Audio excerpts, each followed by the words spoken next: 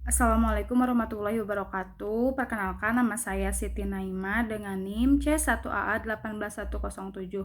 Tujuan saya membuat video ini yaitu untuk memenuhi tugas perbaikan UTS Keperawatan Bencana 2. Assalamualaikum warahmatullahi wabarakatuh. Waalaikumsalam warahmatullahi wabarakatuh. Baik ibu-ibu, perkenalkan terlebih dahulu ya, saya Siti Naima, mahasiswa dari Stikes Kota Sukabumi.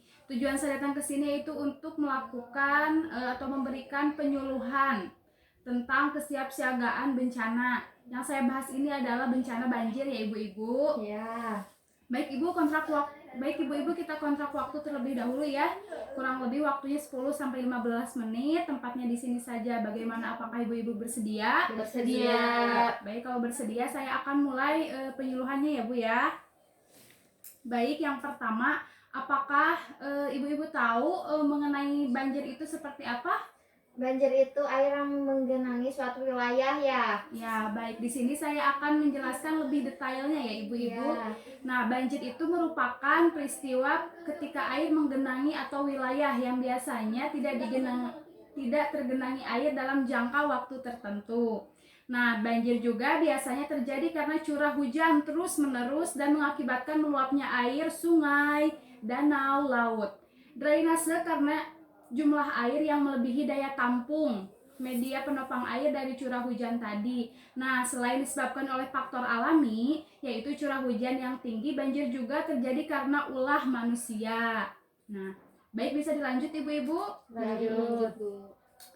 Nah, untuk yang selanjutnya, ada yang tahu tidak ibu-ibu di sini mitigasi bencana itu apa? Tidak ada. Nah, baik, kita lanjut ya. Saya akan menjelaskannya kembali. Ya, Nah, mitigasi bencana ini adalah serangkaian upaya untuk mengurangi resiko bencana, di mana baik melalui pembangunan fisik maupun penyadaran dan peningkatan kemampuan menghadapi ancaman bencana. Nah, itu menurut pasal 1 ayat 6 PP nomor 21 tahun 2008 tentang penyelenggaraan penanggulangan bencana. Nah, untuk selanjutnya, apakah ibu-ibu tahu apa itu pra bencana? Tidak tahu. Nah, baik, saya akan menjelaskan lagi.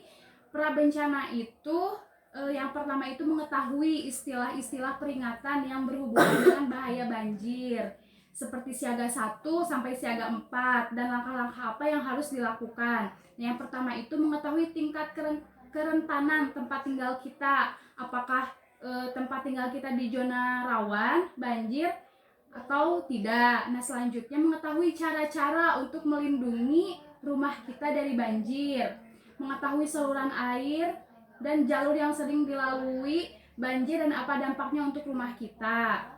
Nah, untuk selanjutnya itu ada saat bencana. Apakah ibu-ibu tahu juga saat bencana tuh kita harus kayak gimana gitu?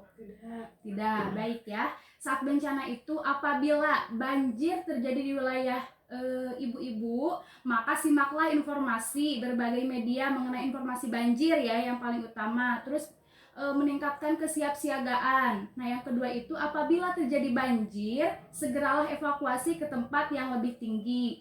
Terus waspada terhadap arus bawah, saluran air, kubangan, dan tempat-tempat lain yang tergenang air.